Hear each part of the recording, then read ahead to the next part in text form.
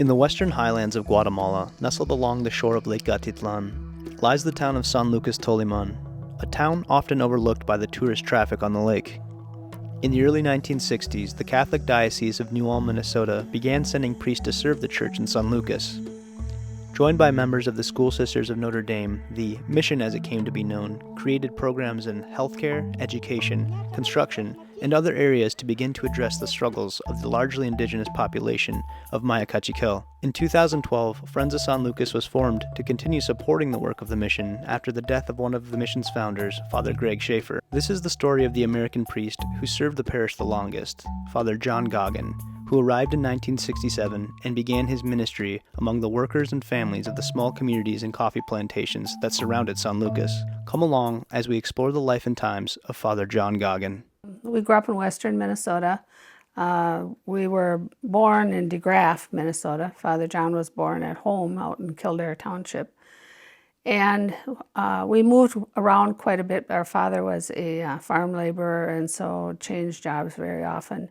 Soonest I recall probably being with Father John was when I was about 3 years old.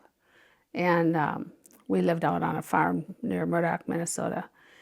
And we had some cows and chickens and a few, farm animals.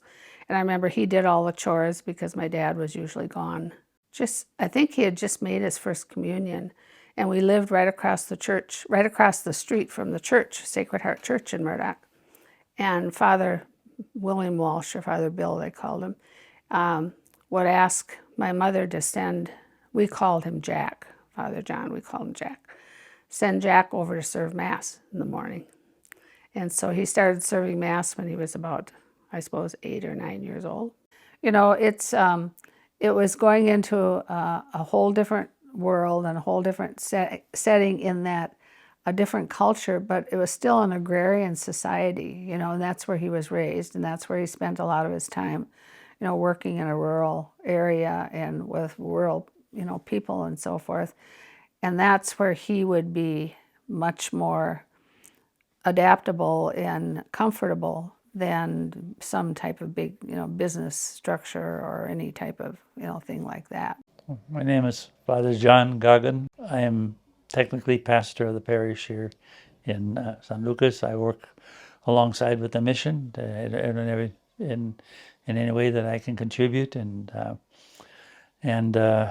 I've had the pleasure of being here for 55 years. I had spent a year in Alaska, and I had just come home from that. And then my younger brother was going into the military. And so he sent me a note from Hutchinson that he wanted us to get together for a picture at home before my younger brother left. And then at the end of the letter, he said, oh, by the way, Bishop Schladweiler has appointed me to Guatemala, and I will be leaving August 22nd for Puerto Rico. However, this is not to be shared with anyone until there's, until it's publicly announced. That was the Bishop Schladweiler, Alphonse Schladweiler, who was the first bishop of the New Ulm Diocese, sent out a note asking for volunteers to go to Guatemala. And I simply wrote to the bishop that I thought it was good that we have a mission in Guatemala. I would be interested. And that was all I wrote. And about 2 months later, I was appointed. At the end of the letter, he writes in parentheses, by the way, I volunteered for this. I certainly didn't know where Guatemala was. And he was willing to do things probably as, some other people wouldn't be willing to do. I mean, he went when he was I think that was a senior, when he went and worked on the railroad, laid railroad ties and lived in a rail car all summer in the heat and, that type of thing. I don't know that any of his other classmates or anybody, did that kind of work. From the time he was quite young, he did a lot of snow shoveling and lawn mowing and helping out the widows in town, and took care of mowing the lawn and stuff at our home. And then he went to St. John's. At Christmas time, he came home from St. John's, and his gift to our parents was a card where he announced that he was going to be entering the seminary. I was ordained in 1964. I was in Hutchinson Parish for 3 years. And then we went to Ponce in Puerto Rico, which was very, very hot and very, it would not be considered a air-conditioned environment. I thought maybe that it would be something I could do, even though I didn't know it was going to happen. I felt that I could contribute. I gravitate more to the simpler things. I came to Guatemala on the 9th of December in 1967. And then, as Father Greg does, or somebody did, and presume him, he had all the people out here waiting for me. And with firecrackers and flowers and greetings and everything as I came into Guatemala and I came into San Lucas. It was very nice, very, very nice. It gave me a little bit of hesitation because how can I live up to all these expectations? It was very beautiful, very, very beautiful. It was just simply a new world in the sense of seeing a lake from, that's way up high. It's about 6,000 feet there. And just very beautiful. In my little card for my ordination card in 1964, I used the phrase that the Lord Jesus used then at the beginning when he gave us this day, the Lord has called us into the poor and to the afflicted and to the thing, and to proclaim the year of grace of the Lord. And so that became more true than I expected it to.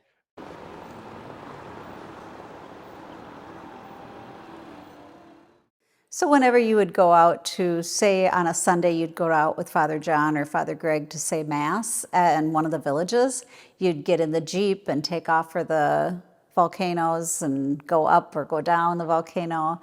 And for sure you would run into like a military checkpoint, and you would always have to have your papers and be quiet and just be very respectful of the military. First went to San Lucas in 1985.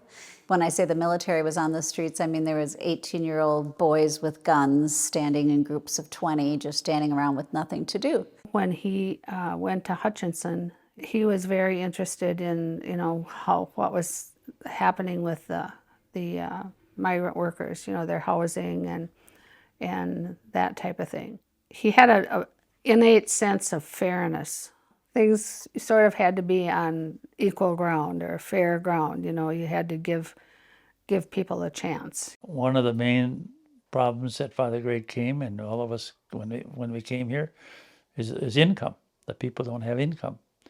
And the people what they're mostly looking for is that they call un chance, a chance to work, the opportunity to work. But Father John was the quiet one. He would go to the fincas, and they were really plantations at that time. They were not the communities that we know today, but the fincas. And one of our sisters would accompany him, Sister Arne Malika. She was like an LPN. And so the two of them would, as he would go to minister to the people in the fincas, she would accompany him, and they would find all of these people who needed help with health, or basically with health. And so they were a team. His dailiness of just responding to any need was very impressive. He put on a lot of miles on those old Toyotas, and he was always out there. And he'd be out there, for services, 1 or 2 on a regular weekday, 3 or 4 on a Sunday. And so he would come in later than Father Greg would be there, and the volunteers and the staff would be already at dinner perhaps and already starting to wind down, but he would come in late and sometimes tired and not so communicative, but he would rise to the occasion and always had stories to tell when he came in. That was his ministry, to be out among the most vulnerable, marginal people in situations that were challenging. And he had a ministry of presence. He was a very committed priest when I knew him in the 80s. And he would get into his Jeep, and didn't matter what the weather was like, didn't matter how dangerous it was, and he would ride up the mountains in the dark, military everywhere, and go say Mass. With the, and Father Greg especially came up with to respond to the self-expressed needs of the people. So like I mentioned, work was one of them, Land was another one, and that's another whole story. Almost down, más o menos down the church. Hasta la iglesia. I don't think of a legacy of my own. I hope the faith that it came to share, I hope that's a good part of the legacy. I hope that the people have been empowered to be able to work out their futures, the future, and having been recognized, simply recognizing them for the worth, the innate worth they have, that they themselves feel that, because when I came here, all the people were working mostly on plantations, they had owners, so there was not any area for them to express their own ingenuity and their things, although some people did, and little hobbies and things like that. And or they would go out and find a piece of land that they could, very small piece that they could plant some corn or beans on. Generally speaking, the environment was pretty closed for any possibilities. And then, of course, up until the time we came, they had very little opportunity for education. And of course, they have great minds, just like everybody else has. Muy buenos días. Buenos días, padre. ¿Cómo están? Bien. ¿Y qué está estudiando? Sí. No. No.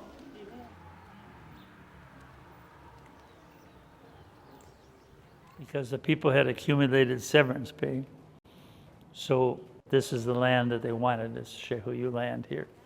He sold them the pieces of land at a very, very reasonable price. And they paid for it with their severance pay. The owner took another step, the owner of the plantation, to help them get inscribed in a government program for housing. They worked it out, they had it all set up. Well, that time, the government program didn't come through. Before that, the people had come to Father Greg and said, the owner is going to let us have as many lots as we can pay from our severance pay. But we have to set money aside for our housing. And so Father Greg worked that out. It was a family from Minnesota. And there was something at that time, $50,000 that they needed. Government didn't come through, and so the owner of the plantation where they left them came to bat for them, and they got their money back from the government because they hadn't fulfilled the contract. And then it came time, as they were supposed to be paying back the money, and it came the Jubilee year, and from the tradition of the Jewish tradition is that all debts are forgiven. And so these people who had donated the money as a loan, and it was understood as a loan, and the people understood it as a loan. And so came the Jubilee year, they forgave the debt.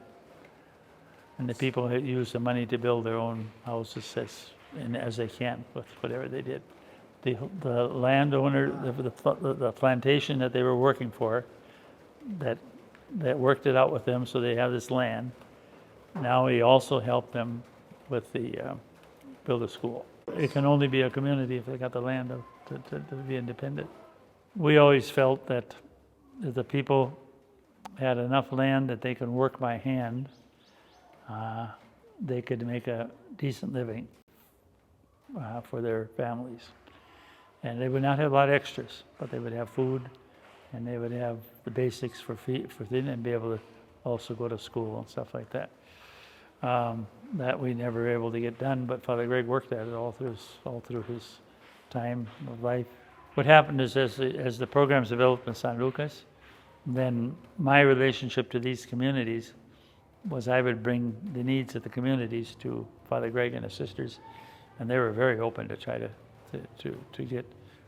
expand the program. In 1993, the mission began a coffee program to give local growers a place to sell their coffee at a fair price. Roberto is one of many local coffee growers who has found independence and security. Entonces me siento muy feliz y agradecido también con la misión y Juan Ana que siempre nos está apoyando con el producto de café, es de la mejor calidad. Entonces Juan Ana pues también yo me siento muy agradecido con ellos porque ellos reciben mi café y me dan un bonito precio, pero también seleccionamos el café para llevar con ellos para que He's saying that where Father John has a lot of story in history is Quixaya, and he's very loved by the people over there.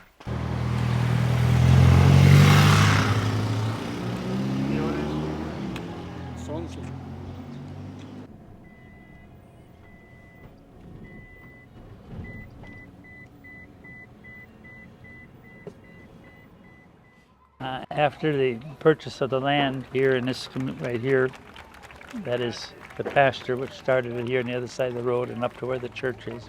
We had to plot out the land, and there was supposed to be a Peace Corps worker that had called survey to. He never came, and the people were anxious to get on their land and be able to live there. And so, with a group of people here, of the people from Quixaya, and then with the trigonometry that I knew, we would go and measure the land, and then come back to the board and draw it out, and then go back and measure, see if it was right or not. And we used the measurement of what we'd been doing in San Lucas, that the people would have 1/10 of an acre. So we worked it out with what we had. Father Greg had built a building for the people to gather, and then a place for me to live. That building was when they decided they wanted a public school here, and people from the school district of San Lucas came and they initiated a school. That's why they put my name on the school up here.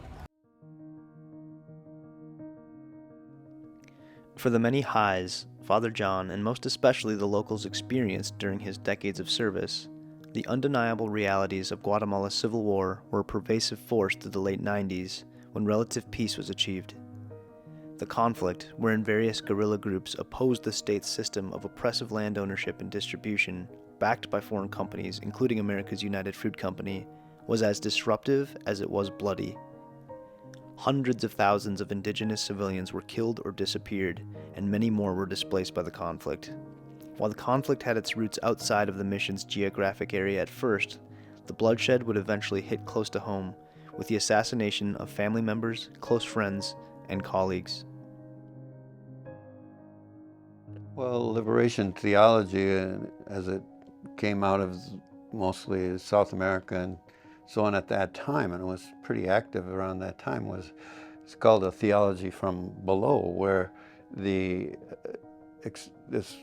expressed felt needs of the people were brought forward, and their faith from below was promoted, and in small groups and so on, they supported one another and talked about the gospel and shared the vision and so on, and it worked its way up to the priest and the bishop working with them that would kind of coordinate and all that. And that was operating in Santiago and some of these parishes where the poor were really oppressed and held down by the powers that be and the money people. And so it was a challenge to allow the ferment to surface, and that caused some of the violence eventually. The university students, I think, were the first ones that started thinking in terms of an armed conflict. And most of the activity at that time, his first years, was either in Guatemala City or in the eastern part of the country. Well, I came here in 67, so it'd be 68, 69, 70. When we would go to Guatemala City, in those times, if we were going to drive in the evening, we had to keep the dome lights on in the car so that the army or anybody else that's out could see that we weren't carrying weapons or doing anything. So there was a certain tension around there. Yeah. We live with my grandpas, all the family. And one day, we take it from the night and a pickup. We got moved to Guatemala City. Guatemala City, we get over here, and we went straight to the house of the Father Greg he lived, and Father John. And we remember in the dining room talking to everybody. I see the nuns, Madre Filomena and Father Greg, and all we sitting at the table. My mother is talking. We don't know my dad is already dead, and my grandpas, and my uncles. So my mom is talking to the father, but crying. We kind of confused what's going on, Why we gotta move from one place to another place in the nighttime. And when we get over here, Father Greg is just hugging everybody, and he say, we cannot be okay. So that day we stay with Father Greg in the living room. We eating dinner. In the nighttime, my mother, he take it in the pickup, he take it to some workers, he take it to another place, house by the silo, called Casa Spencer. And all my brother in the Catholic with the houses over here, the old one. Me, I followed her. Only in that time, I believe, only 6 years old. So I was trying what's going on, wonder why my mom is want to leave and us over here. I mean, because the guerrillas were in and out of the fincas, because that was their pathway. The Madre Vieja. Anyway, that's the guerrillas' route between the mountains to go down to the coast and up to the mountains to Patsun. So John knew a lot that was going on, but he, again, that perseverance and just the calmness with which he would respond.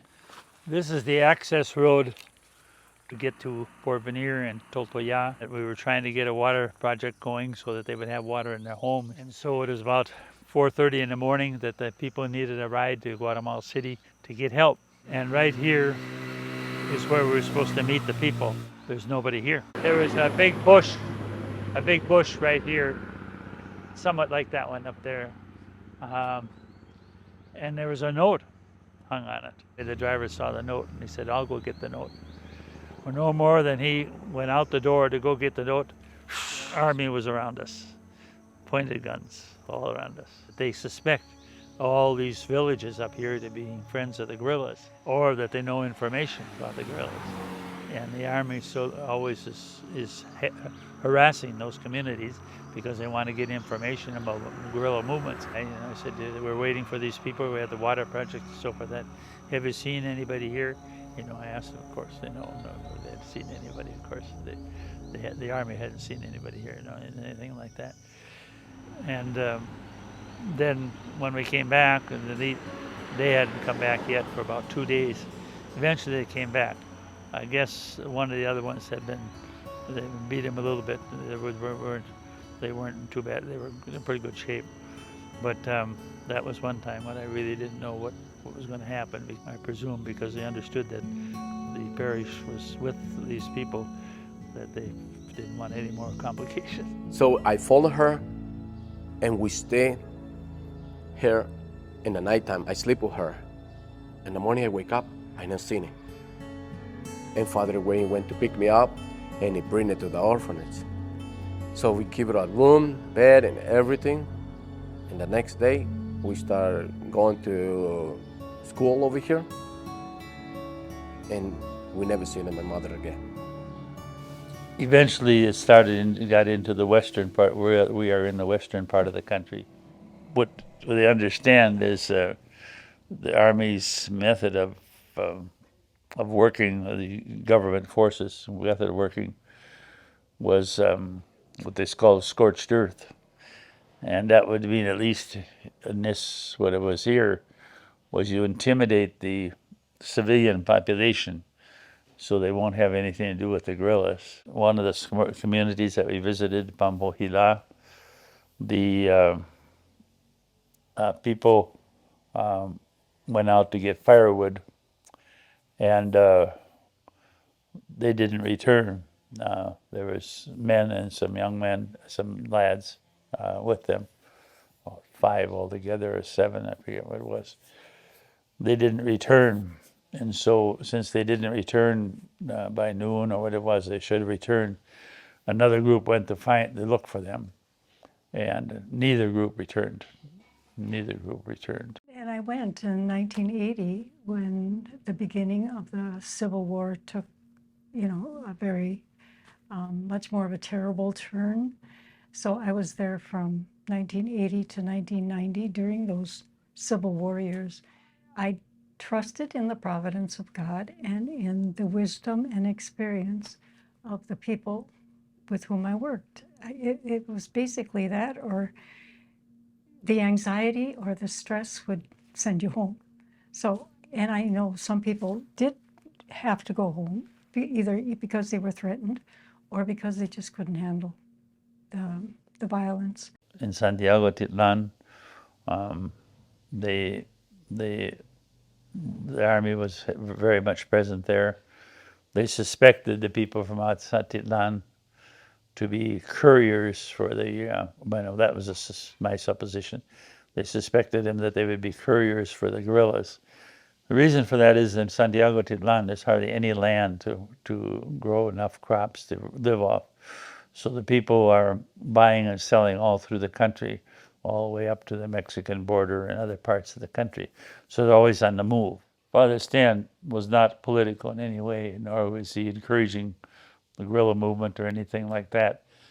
But the catechists were being threatened, and many of them, in order to get a night's sleep, would come and sleep in the parish compound where they would be safe. Now that might have been considered a cooperation from the security forces. I don't know. That would have been a Father Stan's sin, but he helped the people.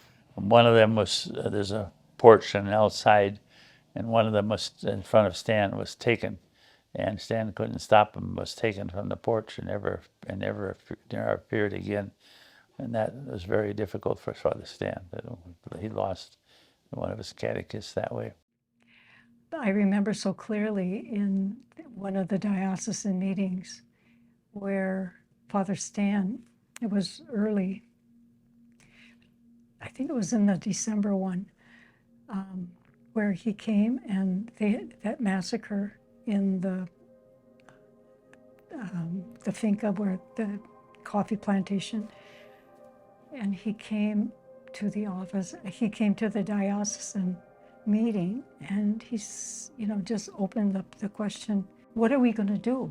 How are we going to respond to this violence that has been happening? And nobody said anything until one of the Maryknoll sisters said, well, Father, what we could do is we can have a collection for the widows and help the widows. And he said, oh, sister, we don't need your money.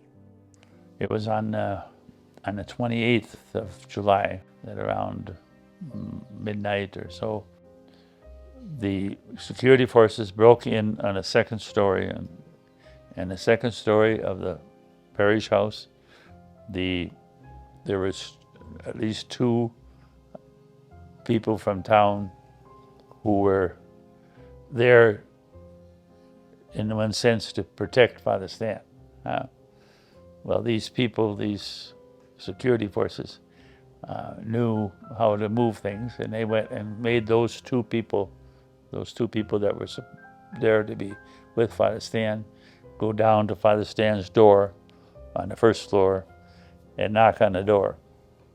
And all they did is say, Father Stan, they're here for you. And obviously Stan knew what was going on. He didn't want anybody else to get hurt for him, because of him. And so he opened the door. Father Stan said he would never let them take him because then the people would be looking for him all the time and they would never find him. So he was in charge of calling the bishop and calling the government and, making those calls. And I called the embassy, and it was about 7:30 in the morning by then, and they answered right away, and I started explaining what happened, and the man on the phone says, the people that handle these things don't come to work until 8 o'clock. He started just saying that, and then somebody broke in on the conversation. So obviously the conversation was being monitored by the staff at the embassy, which was fine. And they said, Ken, how do we help you? How can we help you? And so I explained what happened. And I said, there's a list of names here that people that are supposed to be called in case of his death.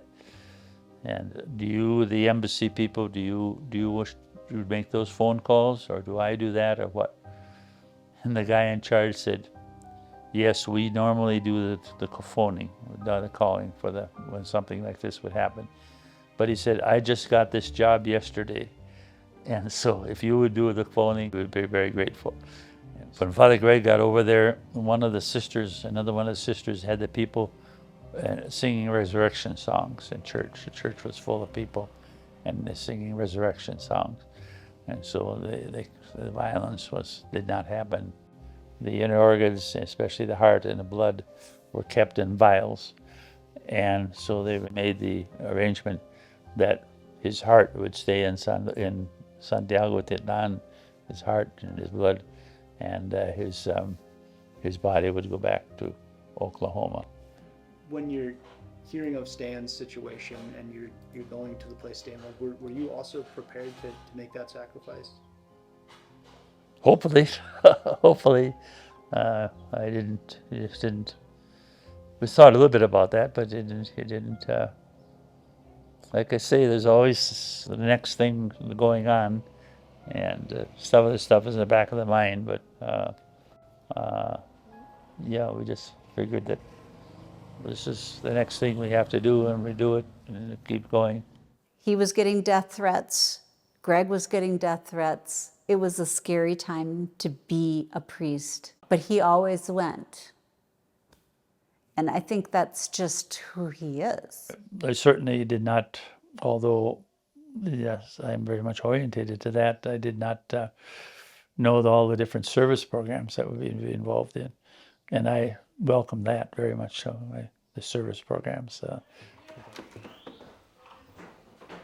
One of the mission's 7 major service programs, which has blossomed since Father Greg and Father John began their work, is the Women's Center, a shelter and collective where San Lucas's women can feel safe and fulfilled through learning basic and advanced life skills. They do so along a community of other women, each experiencing similar challenges and eventual triumphs. Eso es nuestro objetivo en la actualidad, porque esto ha sido uno de los sueños que Padre Gregorio dejó para este programa, para que las mujeres tuvieran un espacio donde poder aprender y poder apoyar a su familia económicamente, con lo que es salud, alimentos para los niños.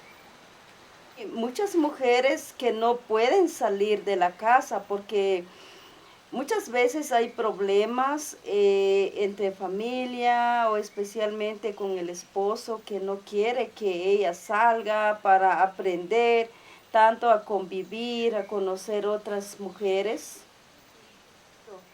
Entonces el Centro de Mujeres lo que está haciendo es como rescatar la vida, la historia en el pasado.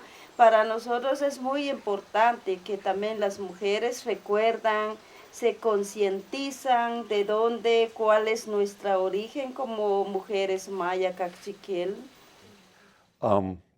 Father John, when Father Greg was up raising money and going on treatment and all that, was the one that just kind of held it together back in the mission. He never, very rarely came up and visited home. He stayed there. He's got that constant presence. Father John. Father John. So he helped and supported Father Greg by just always moving in when Father Greg had to move out. And that, in a final thing, would be what he did in a big way after Father Greg died. He, against his natural inclination, moved into and began to take the reins of some very difficult decisions when the mission was about to crash and was not necessarily going to survive. Father John helped put it together and pick up the pieces after some of the things had to change. But now that Father Greg is gone, he's stepped right into being that front person. He knows his role now, and he's the main guy and seems to be enjoying it. I think he's a collaborator. I think he's a person who is willing to work hard for good. I don't think he wants credit for anything. He just is a really good soul. He's very humble, and he doesn't need it. You know, I think he figured that out a long time ago, that he doesn't want to be the front man. Well, I'm very grateful to be able to have been here and working with Father Greg and the team, the sisters, and the people here, of course, going out to the poor and to respecting and taking and recognizing the talents of the poor. For me, it brought the gospel alive. Father John, he just was himself, and it was a loving presence, and he would say it was nothing else himself. They were young men who were on a mission. You know, they didn't have electricity, so we're saying Mass with candles, you know. Some of the villages we went to, the people were, you know, so tiny because they were so malnourished, you know, and they had been on these fincas their whole lives, and their parents had been on these fincas, and they worked all day long, and they were living 11 to a room, you know, just no food, no money, no hope, no electricity, no running water, treated like animals or worse. And Father John would go up and say Mass. And it was remarkable to be a young person watching that. With no shoes. We have only 2 shoes a year, no? Sometimes once. But I seen some kids for the communities with no shoes, dirty face, and only shorts or shirts like broken. And Father John hugging and helping, and always bringing a lot of stuff, food and stuff like that. He helped a lot. Gloria al Padre, al Hijo y al Espíritu Santo, como era en un principio, ahora y siempre, por los siglos de los siglos. Amén.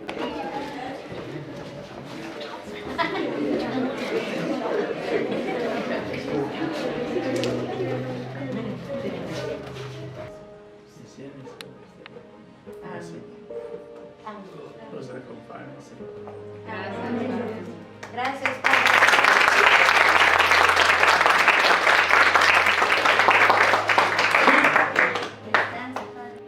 I often go back to the saying that Senator Edward Kennedy gave on the funeral of his brother Robert Kennedy, when he said, you know, Robert need not be glorified in death more than he was in life, because he saw wrong and tried to right it. He saw hate and tried to change it to love. He saw needs and tried to fulfill them. And that's kind of how I feel, you know, where my brother is at. In death, he doesn't need to be, you know, he's not searching for something more in death than what he did in life. That was his routine, and that's, you know, what he wanted to do, and that's what he would want people to continue to do.